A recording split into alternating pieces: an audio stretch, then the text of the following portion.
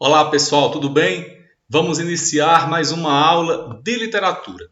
Hoje, nesse clima junino ainda, né? Nossa aula ficou bem aí entre o São João e o São Pedro, também no clima da nossa live, né? Que foi um grande sucesso, a live do Arraiá da Felicidade. Então, nessa temática, nós vamos aproveitar a aula de hoje para discutir um pouco sobre a prosa urbana. Tá certo? Mas antes da prosa urbana, eu quero compartilhar com vocês essa poesia de Flávio Leandro. É uma poesia que fala também desse momento, né? De um São João tão diferente, de um São João sem aglomeração, né? Sem aquele calor humano, mas mantendo essa chama acesa, essa chama da nossa cultura, da nossa tradição, e que a chama da fogueira de São João possa permanecer acesa em nós, nesse momento de pandemia, nesse momento tão difícil, para que a gente possa ser luz na vida do outro, para que a gente possa ser luz para o mundo também. E assim nós possamos com mais facilidade atravessar esse momento. Então Flávio Leandro diz assim no seu texto: vai ter São João.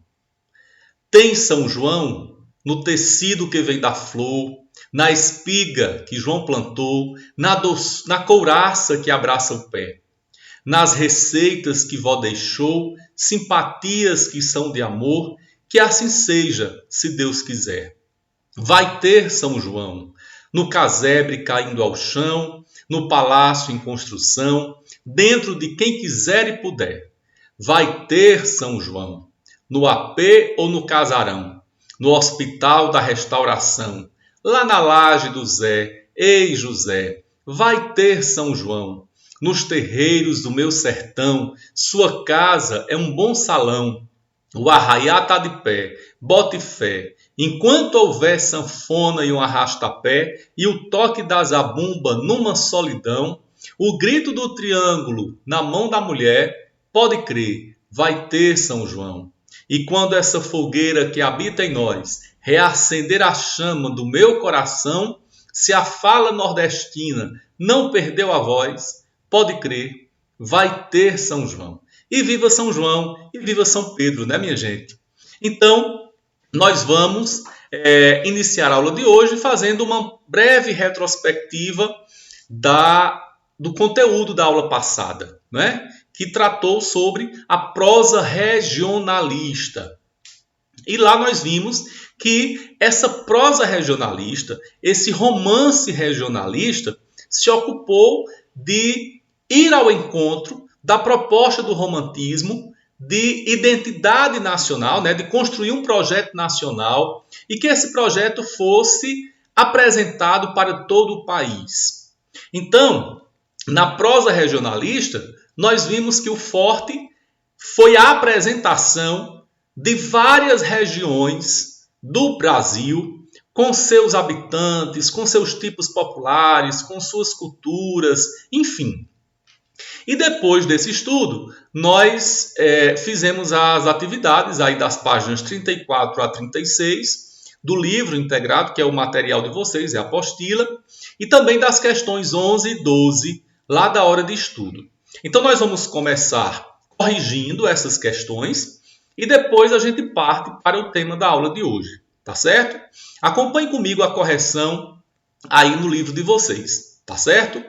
Então, a primeira questão diz assim: leia o trecho do romance regionalista intitulado Inocência, escrito por Visconde de Tunay, em 1872, e que narra a história de amor entre Cirino, moço que percorre o sertão brasileiro, fazendo-se de médico para tratar de pessoas enfermas e com isso ganhar a vida, e Inocência, jovem sertaneja simples e meiga, que é prometida por seu pai para se casar com um homem rude e violento chamado Manecão. A narrativa se passa no interior do Mato Grosso do Sul. O trecho a seguir diz respeito ao primeiro contato de Cirino e Inocência, que se encontra doente.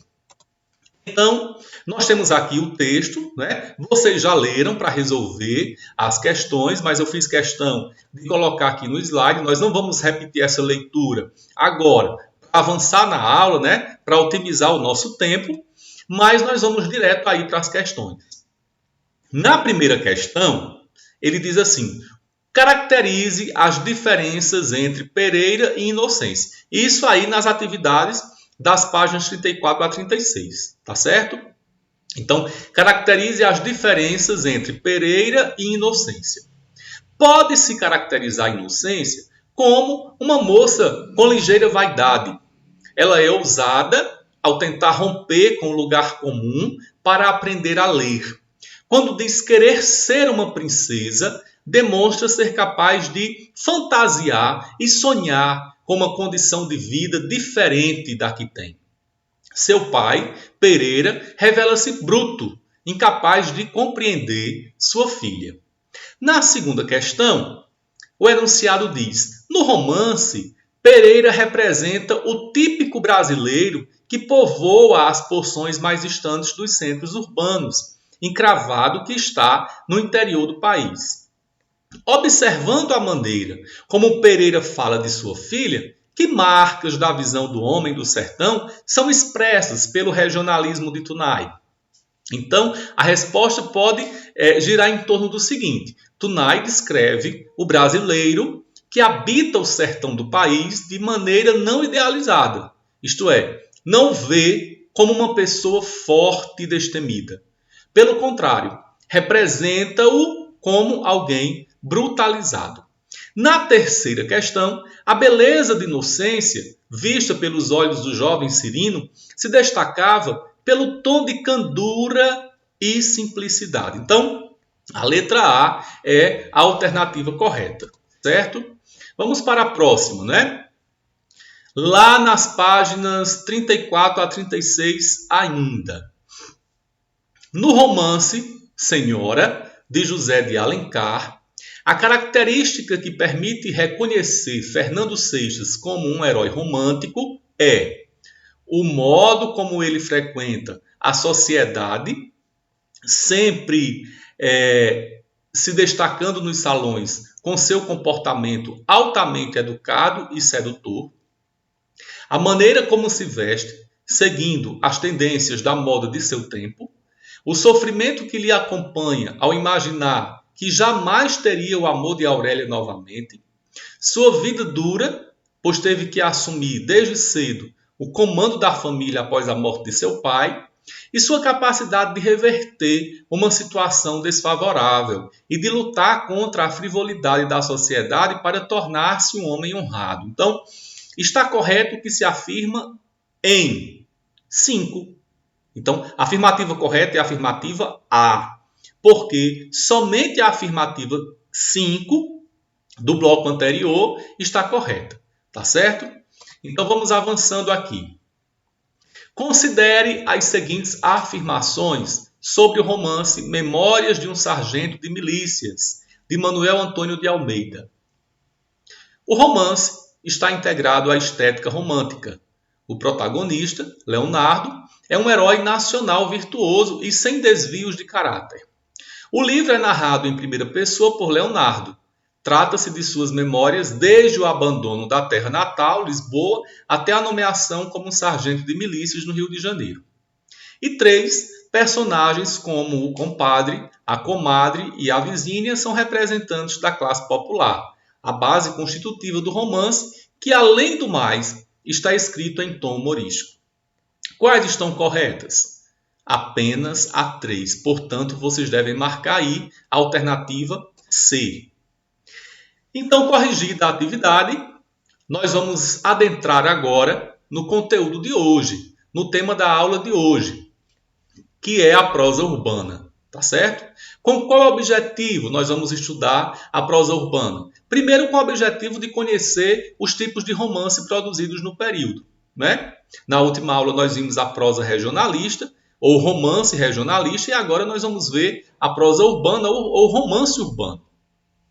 E depois identificar as principais características da prosa romântica do Brasil, bem como seus autores fundamentais. O conteúdo da prosa urbana está aí no livro de vocês, nas páginas 37 a 39. Então é importante que vocês leiam essa teoria, para que vocês, associando essa leitura com os tópicos que eu coloco aqui no slide, vocês possam fortalecer essa aprendizagem, tá certo? Se porventura surgir alguma dúvida, entre em contato comigo, que a gente conversa e eu posso esclarecer essas dúvidas para vocês, tá certo? Então, a primeira coisa que nós vamos considerar sobre a prosa urbana é que a prosa romântica urbana, escrita no Brasil a partir de 1850, tinha como uma de suas principais marcas a descrição de costumes dos novos grupos sociais que se formavam nas cidades mais desenvolvidas do país. Então, basicamente, o que vai estar presente nesse romance urbano do romantismo brasileiro vai ser a descrição dos costumes das classes sociais, ok? Reunidas, vivendo nas cidades mais desenvolvidas do país, tá certo? Além disso, um desses grupos era formado por representantes de uma elite agrária, que passava parte de seu tempo na cidade, certo? Então, essa elite agrária, com mais condição financeira, não é? Fazia seus investimentos na cidade. Além deles, comerciantes, especialmente aqueles que viviam enriquecidos, né? Depois deles, os funcionários da burocracia, que trabalhavam em ocupações no interior da estrutura administrativa do Império. Então vejam que aqui nesse slide nós temos 3 classes diferentes, né? 3 grupos sociais diferentes, aliás, que pertencem à alta sociedade, que pertencem à elite, tá certo? Pessoas ricas, de alto padrão social. Outro grupo era composto da baixa classe média.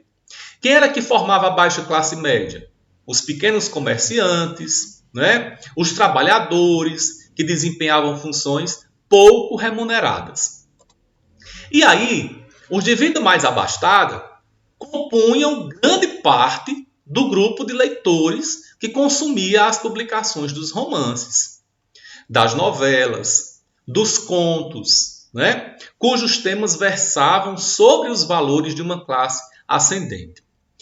Esse slide ele coloca para a gente 3 gêneros literários diferentes, né? O romance, que aí é aquele gênero textual longo, narrativo, com muitos personagens, com muitos episódios, com muitos capítulos, né? Depois vem as novelas, e aqui nós não estamos falando das novelas televisivas que nós conhecemos hoje. Nós estamos falando de novelas enquanto gênero textual, também narrativo, tá certo? Menor do que o romance, mais curto do que o romance. E depois os contos, que são gêneros narrativos também, escritos em prosa, com poucos personagens, com um episódio apenas, tá certo? E que na sua extensão é mais curto do que a novela, que por sua vez é mais curto do que o romance. Então o romance é o gênero mais longo, tá certo? As novelas, um gênero mais intermediário e os contos, um gênero mais curto, ok? Então, todos esses gêneros falavam dos valores de uma classe social ascendente, certo? Então, essas narrativas caracterizavam-se por desempenhar o que se convencionou chamar de crônica de costumes, já que nos slides anteriores nós vimos que a prosa urbana se ocupa disso, de apresentar os costumes das classes sociais urbanas, não é? Do período que nós chamamos de romantismo, ou seja, a prosa urbana, a crônica de costumes, é um relato vivo da sociedade da época, tá certo? Então nós podemos chamar ou de prosa urbana, ou de romance urbano, ou de crônica de costumes, tá certo, gente? Vai depender muito do livro que vocês pesquisarem, vai depender muito do autor que escreveu esse livro, né? Vai depender muito da fonte de pesquisa que vocês estão utilizando, ok? Mas apesar dessas 3 nomenclaturas, nós estamos falando da mesma coisa, ok? Então, a preocupação nessa escrita era dar ao leitor uma visão, muitas vezes idealizada, de como se davam as relações entre personagens que simbolizavam valores, valores morais de uma sociedade em formação. Os conflitos, as dificuldades enfrentadas pelos personagens geravam situações em que o leitor podia ver elementos do caráter social e moral que faziam parte do seu próprio modo de viver.